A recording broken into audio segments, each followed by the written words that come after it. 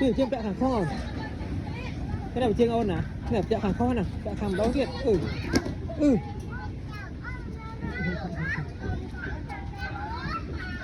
Bẹ xíu.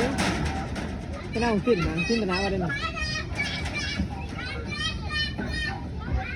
Bông chiên nọ tăng tới nọ.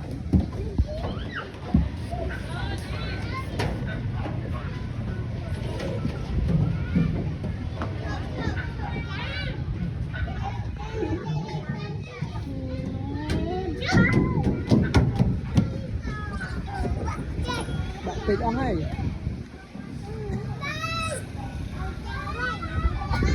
bạn bông tin từ nào bạn đóng nó nọ bông tin nọ bông lái tới nọ mới tới nọ thấy á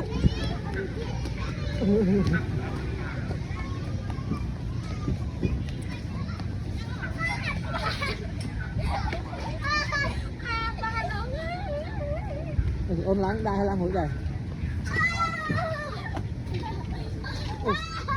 láng sẽ thực hiện mình cái gì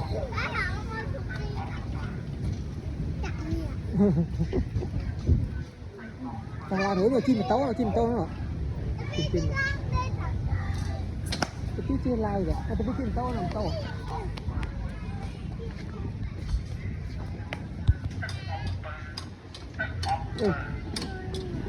lá mà phải đi cẳng luôn lang cơm ồ tao chụp la rồi chọc rồi la chuyện rồi chuyện gì ồ đấy lang hồi một chân bằng tông một nó một đập liều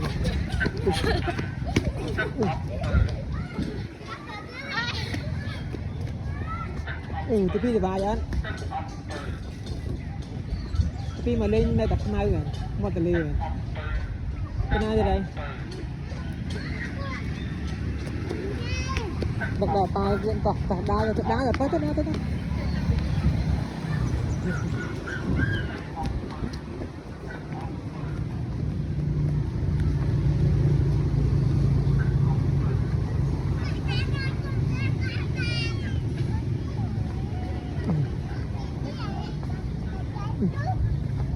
chi lý tiết à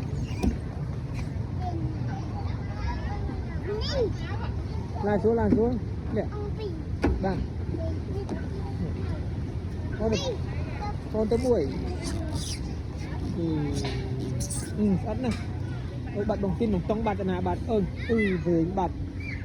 cái chuyện đúng không anh cho nên lại chạy lang mới sẵn lang mà